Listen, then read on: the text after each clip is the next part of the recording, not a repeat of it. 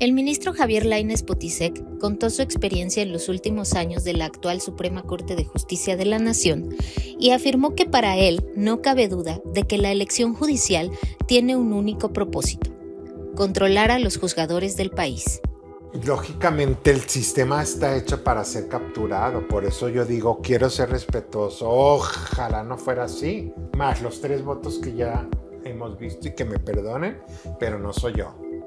En sus campañas han dicho, yo soy orgullosamente morenista y orgullosamente busco, digamos, cuáles son sus objetivos, ¿no? O sea, aquí ya no hay secretos o indirectas o todo. Por eso yo hablo con esta apertura, pues si lo han dicho. Entonces, pues asumimos que tenemos 3 votos. Entonces, lo que yo digo es, ni siquiera va a ser necesario falta defensa social de la Corte.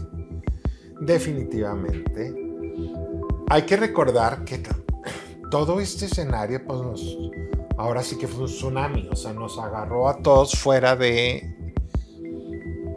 la base, sí, o sea, en realidad, ¿en qué sentido? Yo lo he repetido muchísimas veces. Los abogados, además, pues llevamos una educación profesional como muy tradicional en ese sentido. Los jueces más, es decir, tú no debes de andar en los medios, no puedes, digamos, el comportamiento del juez es la discreción, que esto tiene muchos puntos buenos, ¿no? Tanto en lo público como en lo privado. Hay bodas o reuniones a las que no es pertinente que vayas. Si me explico, si yo traigo asuntos, no sé, fiscales, de gran envergadura, lógicamente, por más que yo diga no me va a afectar, pues igual no es pertinente que yo vaya a un gran evento social donde van a estar los despachos solos. ¿Sí? No hay regla ahí escrita, pero ese es un comportamiento social que se exige. En la parte, digamos, ya profesional y todo, sin embargo, creo que insisto, esta necesidad de decir, pues nunca hemos explicado bien qué hace la Corte o el propio Poder Judicial, pues nunca se consideró necesaria. Vivíamos en nuestro nicho y nos dimos cuenta que ante embates cotidianos, todos los días, porque eso nos dice mucho, se callaron mucho tiempo, sí. Porque decía, no debemos intervenir en el debate político. Si yo contesto, no entro al debate político y entonces ni modo que conteste solo una vez, pues me van a replicar. Entonces, mucho fue de no, o sea, no pasa nada, la gente no lo entiende. Entonces, ¿no? Y en un momento dado teníamos la opinión pública consideramos que había una mayoría que si tú le preguntabas, pues te iba a decir jueces corruptos. Si 6 años fue lo que escucharon. Claro. No. Por un juez que otorga una suspensión que no le gusta al régimen y dice es un corrupto, porque detuvo el Tren Maya, que va a beneficiar a las comunidades indígenas. Para el ministro, la cercanía de Arturo Saldívar, expresidente de la Corte, con el gobierno de Andrés Manuel López Obrador, en lugar de tender puentes, incrementó la vulnerabilidad del Poder Judicial ante los embates de los poderes ejecutivo y legislativo. Yo creo que sí, te voy a decir en qué sentido. Al menos yo hablo aquí totalmente a título personal. Yo voté por él porque consideré que sí en esta nueva etapa había que tender puentes. Mucho más que antes. ¿No? Mucho más que antes. Porque los demás presidentes, aun cuando yo no era ministro, pero precisamente yo viví el otro lado, yo litigué mucho ante la Corte en litigio de Estado, como su procurador jurídico en la PGR, como procurador fiscal, en la consejería donde preparábamos las acciones, control y todo eso, ¿no? yo entiendo que teníamos límites. Claro que hay que ir con los ministros y hay que, decíamos, sacar el águila a pasear. Cuando yo era procurador fiscal, por ejemplo, y a veces llevaba a los subsecretarios para cuestiones muy técnicas, por ejemplo. Sí, yo podría explicar, no, esta reforma no es retroactiva, o sea, cuestiones de constitucionalidad, pero luego los ministros querían saber algo muy técnico del IVA, o de la reforma al IVA, o del impuesto a tasa única. A ver, subsecretario, explique. Sí, me explico algo. Pero ese era el límite, tú nunca ibas a atacar a un ministro. Porque sabías que el siguiente asunto igual le caía. Entonces nunca perdías y pues se te revolvía el estómago normal. Pero había ese límite, nunca pedirle al secretario, péguenle o atácale o dile. Nunca. Sí, y sí. Yo creo que eso sí cambió en el sexenio inmediato anterior, porque aquí sí, una decisión de la Corte y al día siguiente, pero traidores a la patria, a ese punto, ¿no? Son todos corruptos y traidores a la patria, ¿no? En esa parte. Yo por eso dije, sí se va a requerir un puente de diálogo que explique, que se siente, que platique con el presidente, que es lo que yo haría si yo fuera presidente de la Corte. No, a ver, espérame, si me explico, o eso no me pida. Pues esto sí. Pero cuando creo que, bueno, yo al menos siento que me equivoqué en esa percepción, porque la actitud del presidente de la Corte pues fue otra, de mucha mayor cercanía, pero sobre todo de aislamiento del Tribunal Pleno,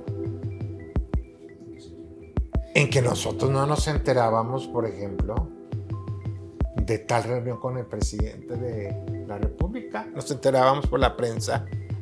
Mira, ayer estuvo. Por las conferencias.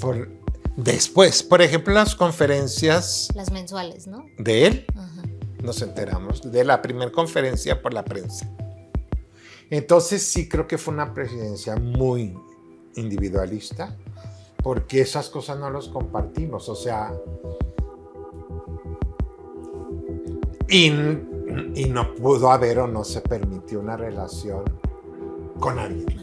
Oiga. Exactamente, o sea, poco a poco, en mi opinión sí fue así.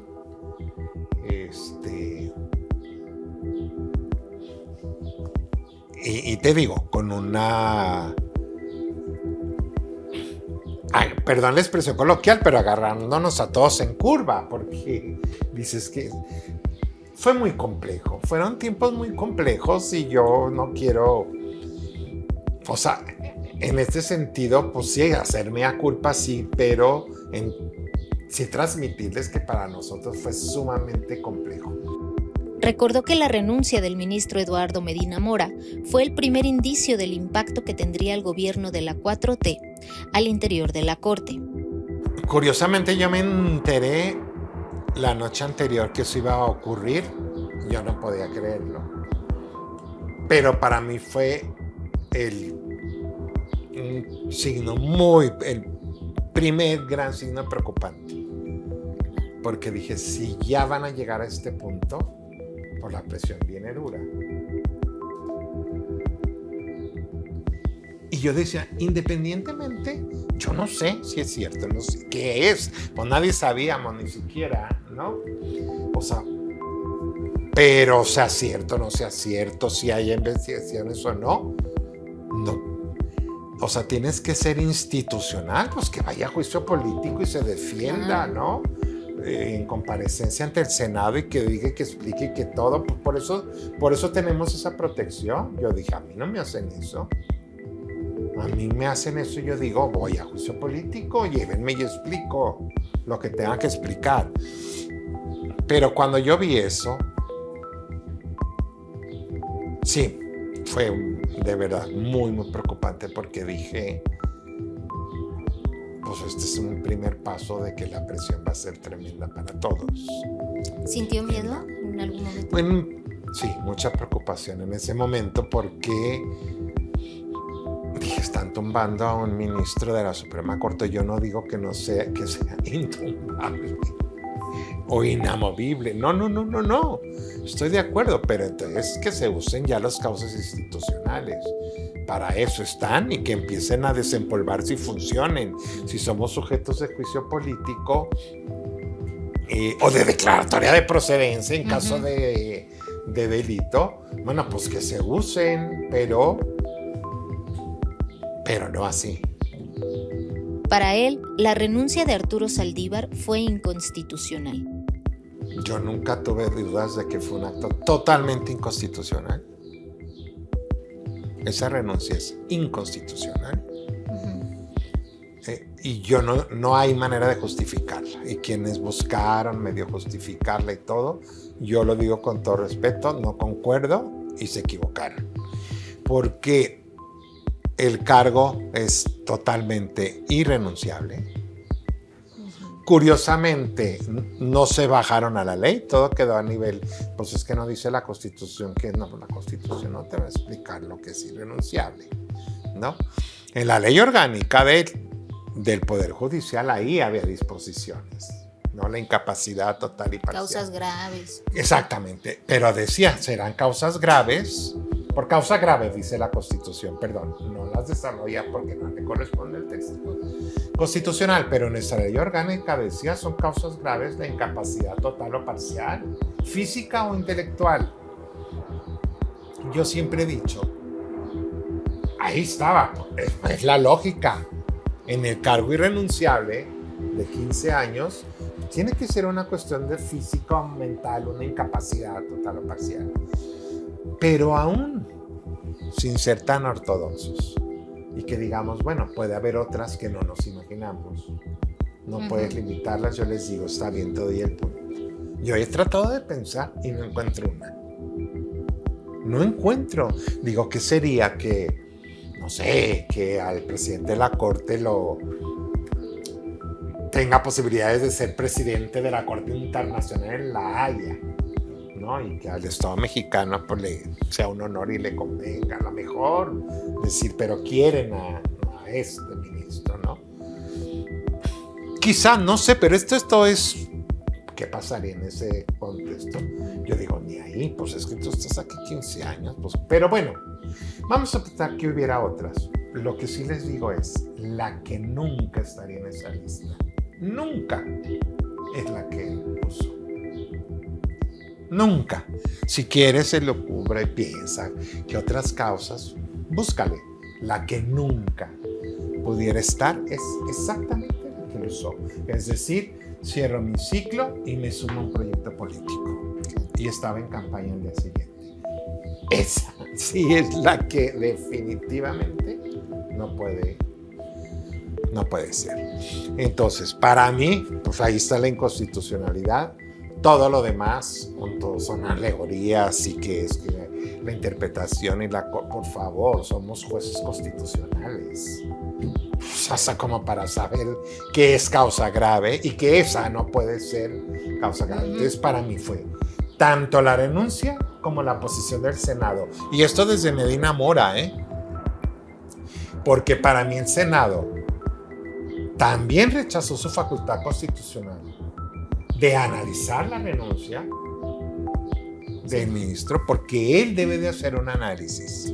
Con comparecencia o no, porque me van a decir en ninguna parte dice que tiene... No, yo no tengo que comparecer, lo tiene que analizar y aprobarla. Cosa que no hizo. Fue, bueno, en automático.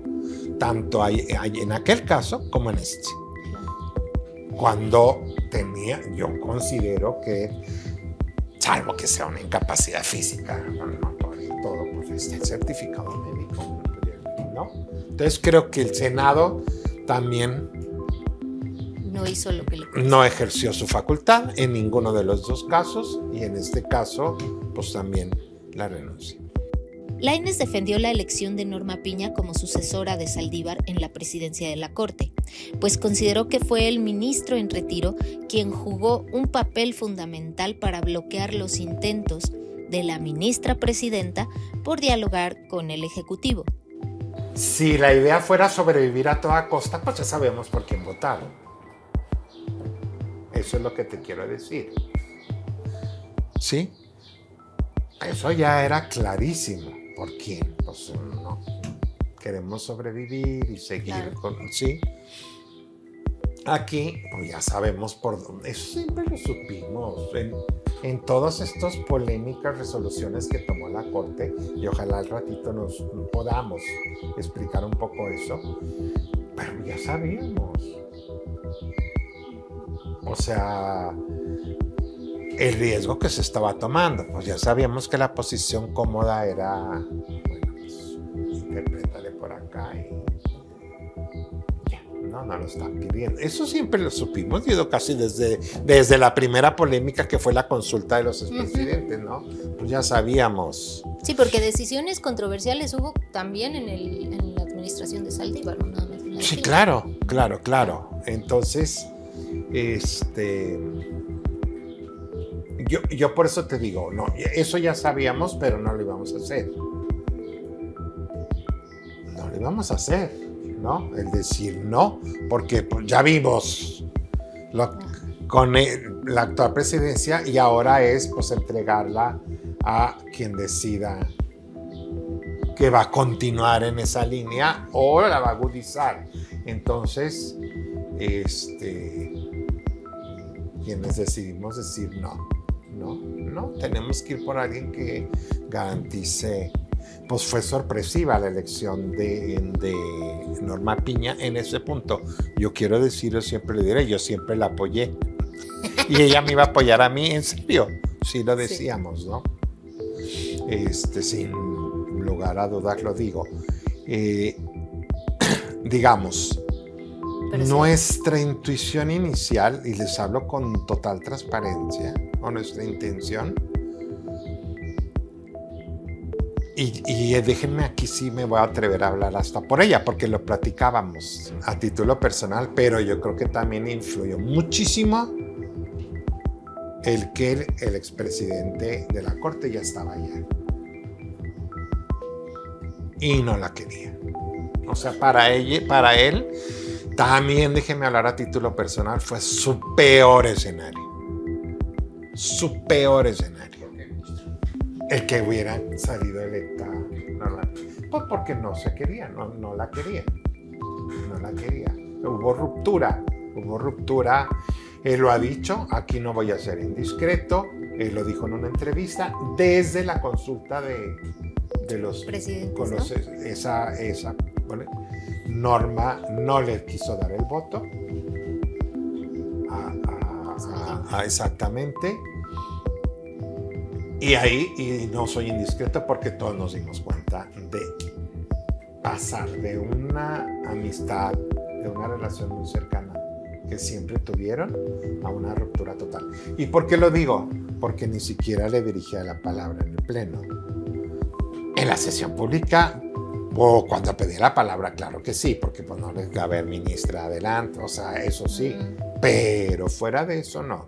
Y quien diga de mis colegas que esto es falso, pues hará mi tienda, porque todos lo vimos como, yo mismo no lo podía creer. Yo dije que es absurdo esto, porque es una primera votación polémica. Bueno, y además salió como él quería. Ajá. ¿Sí? Con la pregunta modificada, pero salió. Sí, con la 6-5, pero salió, sí. ¿No? Con la, sí, la modificó él precisamente. Entonces, y desde ahí las cosas fueron, en ese momento, casi no creo exagerar si al día siguiente no la relevó. Norma era la titular del área de género, que es muy importante en la Corte nacional e internacional. Había eventos internacionales pendientes donde la bajó. Y subió a Yasmín. Exactamente. Entonces, Y fue a partir de ahí. Y a partir de ahí, pues lógicamente las cosas se fueron agudizando en ese sentido. Pues ya entraba con el pie izquierdo porque no la querían. Y además yo sí creo que agudizó el que el expresidente pasara al equipo gubernamental. Definitivamente. Yo creo que eso agudizó todavía más el impedir cualquier acercamiento de presidencia de la República con la titularidad de la Corte. Era imposible y entiendo que lo buscaron. Imposible. En noviembre de 2024, la Corte tuvo una oportunidad para invalidar parte de la reforma judicial, pero el ministro Alberto Pérez Dayán rompió el bloque de los 8 votos que se requerían para ello. Sin embargo, Lainez reconoció que, de haber obtenido esos 8 votos, se hubiera provocado un choque de poderes. Si hubiéramos tenido los 8, sí, yo creo que sí. Inestabilidad política. Yo no sé si inestabilidad política, pero cuando yo vi a la presidenta diciendo ya tenemos un plan B, yo dije van a reformar la Constitución y nos van a sacar al día siguiente. Pero yo dije de todas maneras como voto que no, no nada más por esta reforma, digo, no, como lo dije en ese debate en el Pleno, no nomás es por este, es el precedente. ¿Cómo es posible que el Tribunal Constitucional se esté autolimitando? Uh-huh. Y que no puede revisar reformas inconstitucionales violatorias de derechos humanos. O sea, eso ya escapa pues a la lógica. El ministro enfatizó en que nadie gana con la reforma judicial. Yo no creo que gane la presidenta de la República y te voy a decir por qué. Y igual, es lo que yo hablé con todos los interlocutores políticos con los que pude hablar y que me recibieron muy bien y platicamos muy bien, ¿no? Pero yo dije, esta reforma es una reforma que desestabiliza, que crea mucha incertidumbre y eso que todavía no estaba Trump. No nos esperábamos lo que nos iba a pasar a nivel de inestabilidad comercial, económica en el país. O sea, antes sabíamos que podía llegar, o no sé si ya había ganado, pero no esperábamos lo que nos iba a pasar, ¿no? Aún antes de eso, es más, precisamente cuando decíamos hay que aprovechar esta nueva oportunidad para México, ¿no? Nearshoring y todo eso, para inversión, gasto presupuestario creciente brutal, ¿no? No solo por los programas sociales, sino por las obras que se contrataron con recursos presupuestarios, no hay inversión privada, por ejemplo, no. Entonces, todos esos compromisos pues tienen que llevar a que el país crezca, pero yo no soy economista ni me meto en ese campo, pero pues es lógico, lo decían todos los analistas, no nos queda sino la inversión, ¿no? Entonces yo lo que siempre, por eso dije, no, claro que no gana ni ella ni nadie y pierde el país, porque entonces cuando tú estás diciéndole al mundo, vénganse acá, no metes un elemento distorsionante tan grave, a menos que ellos no lo consideren grave, pero un elemento distorsionante como una elección de la totalidad de los jueces y magistrados del país, no nada más de la Suprema Corte. No lo metes porque lógicamente, insisto, esto es básico. Yo creo que estos operadores pues actuarán con instrucción y va por ahí. Yo no sé hasta qué punto estén conscientes. Yo nunca he oído, díganme ustedes si alguien ha oído una defensa ideológica de la reforma. Es decir, todo se limita a decir es que se democratiza a base de elegir a todos. Cuando es evidente que no vamos a elegir a nuestros jueces ni a nuestros magistrados. O sea, eso es evidente, ¿no? Entonces, o sea, sí, sonaba muy romántico el decir, ay, mire, este juez penal es mi vecino, lo voy a elegir. Los ejemplos que dan totalmente inconsecuentes con la realidad mexicana, no como Suiza, Bolivia. Aún los Estados Unidos en gobiernos locales. no es aplicable, no es comparable. Pero, entonces, ¿quién puede ganar? O sea, creo que el objetivo sí fue en la percepción del gobierno de Morena. Un juez independiente sí es un obstáculo. Sí es un obstáculo.